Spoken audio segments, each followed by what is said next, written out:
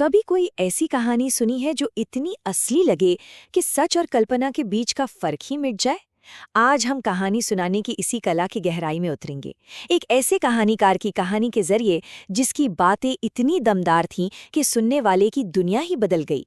तो आखिर राज क्या है? वो कौन सी बात है जो किसी कहानी में जान डाल देती है? क्या ये सिर्फ शब्द हैं या उससे कहीं ज्यादा कुछ और भी है? चलिए इस केस स्टडी के साथ इसका जवाब ढूंढते हैं। तो चलिए मिलते हैं इस कहानी के दो मुख्य किरदारों से जिनका रिश्ता बड़ा ही अनोखा है। एक तरफ है महेंद्र जो हर चीज को तर्क से देखते हैं, और दूसरी तरफ है ईश्वरन जिनके पास कल्पना का एक पूरा खजाना है। जरा सोचिए, सुनसान वीरान कंस्ट्रक्शन साइट्स, महेंद्र की दुनिया यही थी, और ऐसे में उनका एकमात्र सहारा था ईश्वरन। ईश्वरन सिर्फ एक रसोइया नहीं था, बल्कि एक ऐसा वफादार साथी था जो बिना किसी शिकायत के महेंद्र के साथ कहीं भी चला जाता था। ये एक लाइन ही ईश्वरन के बारे में सब कुछ बता देती है ना? वो सिर्फ खाना नहीं बनाता था। अरे जहाँ कोई टीवी नहीं, कोई मनोरंजन नहीं, वहाँ ईश्वरन खुद एक चलता फिरता टीवी था। उसकी कहानियां उस सन्नाटे और अकेलेपन को पूरी तरह भर देती थी। तो सवाल ये है कि ईश्वरन की इस कमाल की कहानी सुनाने की कला का राज क्या था? वो ऐसा कैसे कर लेता था? आइए अब उसके तरीके और उसकी प्रेरणा के सबसे बड़े स्रोत को समझते हैं। जवाब है तमिल थ्रिलर नॉवेल्स। ईश्वरन इन किताबों को सिर्फ पढ़ता नहीं था, बल्कि पी जाता था। वो उन किताबों के नाटकीय अंदाज, उनके कल्पनाशील विवरण और सबसे जरूरी सस्पेंस बनाने की कला को पूरी तरह से आत्मसात कर लेता था। अब ये देखिए, ये उसकी थ्रिलर से भरी स्टाइल का एक बेहतरीन उदाहरण है। कोई और होता तो क्या कहता, अरे सड़क पर एक पेड़ गिरा पड़ा था। लेकिन ईश्वरन, वो उसे एक विशाल झाड़ीदार जानवर बना देता है। सुनते ही ड्रामा और सस्पेंस पैदा हो जाता है। लेकिन बात सिर्फ शब्दों की नहीं थी, वो तो कहानी का सिर्फ आधा हिस्सा था। ईश्वरन की कहानियां एक पूरा का पूरा थिएट्रिकल परफॉर्मेंस होती थीं।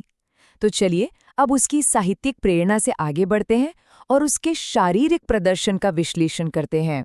ईश्वरन अपनी कहानियों को सुनाते समय अपने पूरे शरीर का इस्तेमाल करता था। सस्पेंस पैदा करने के लिए उसकी भौहें चढ़ जाती, हाथ हवा में तस्वीरें बनाते और आवाज हर किरदार के साथ बदल जाती।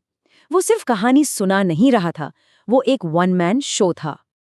और अगर ये देखना हो कि वो किस हद तक जा सकता था, तो उसकी पागल हाथी वाली कहानी सबसे अच्छा उदाहरण है। इस कहानी में ईश्वरन ने कहानीकार और किरदार के बीच की सारी दीवारें गिरा दी। मतलब जरा इस सीन की कल्पना कीजिए, वो सचमुच में फर्श से उठकर एक पागल हाथी की तरह पैर पटकते हुए एक्टिंग करने लगता था। वो अपनी कहानी में इतना डूब जाता था कि महेंद्र को भी अपने साथ उसी दुनिया में खींच लेता था। तो ईश्वरन एक कमाल का एक्टर तो था ही, लेकिन वो सस्पेंस बनाने का भी माहिर था। एक आर्किटेक्ट की तरह वो अपनी कहानियों में सस्पेंस को बुनता था। चलिए अब उसके उन तरीकों को देखते हैं जिनसे वो अपने सुनने वाले को बांध कर रखता था। ये रहा ईश्वरन का पूरा टूलकिट। पहला, अतिशोक्ति यानी हाइपरबोल, छोटी छोटी बातों को बढ़ा चढ़ाकर रोमांचक बनाना। फिर कल्पना यानी इमेजरी, शब्दों से ऐसी तस्वीरें बनाना जो दिमाग में छप जाएं। और उसका सबसे बड़ा हथियार, सस्पेंस। और ये उसकी सबसे शातिर चाल थी। जैसे ही कहानी अपने इस सबसे रोमांचक मोड़ पर पहुंचती, वो कुछ बहाना बनाकर उठ जाता, डिनर गरम कर लूं। और बेचारा महेंद्र कहानी के बीच में ही लटका रह जाता, ये जानने के लिए तड़पता कि आगे क्या हुआ। कमाल की तकनीक थी, है ना? अब आते हैं उस कहानी पर जहां ईश्वरन की सारी तकनीकें मिलकर एक बहुत ही गहरा मनोवैज्ञानिक असर डालती हैं। भूत की कहानी ये दिखाती है कि उसकी कहानी कहने की कला कितनी खतरनाक हो सकती थी। देखिए, उसने कहानी की शुरुआत कैसे की। उसने हॉरर को सीधे उनकी असलियत से जोड़ दिया।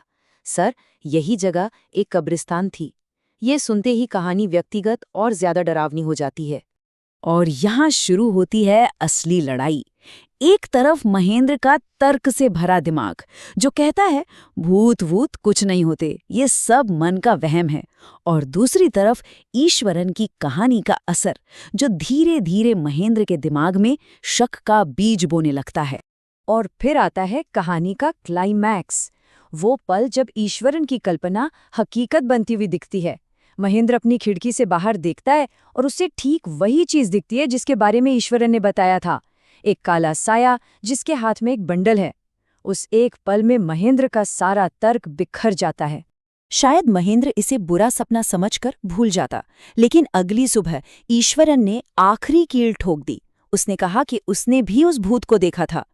बस ये पुष्टि महेंद्र के लिए अंतिम प्रहार थी। उसका डर हकीकत बन गया, इतना कि उसने अपनी नौकरी छोड़कर उस भूतिया जगह से भागने का फैसला कर लिया। तो अंत में ये सिर्फ एक डरावनी कहानी नहीं है, ये इस बात का सबक है कि किसी को कुछ भी विश्वास दिलाने की कला कितनी शक्तिशाली हो सकती है। ईश्वरन ने जो किया उसे मनोविज्ञान में सुझाव की शक्ति या पावर ऑफ सजेशन कहते हैं। उसकी कहानी ने महेंद्र के दिमाग में एक विचार डाला और फिर महेंद्र के दिमाग ने खुद ही उस विचार को सच्चाई बना लिया। और यही सवाल हम सब के लिए है, ज्यादा ताकतवर क्या है, वो दुनिया जो हम अपनी आंखों से देखते हैं या वो कहानियां जो हमें सुनाई जाती हैं? ईश्वरन की कहानी ये बताती है कि कभी-कभी कहानियां हमारी असलियत पर भी भारी पड़ सकती हैं।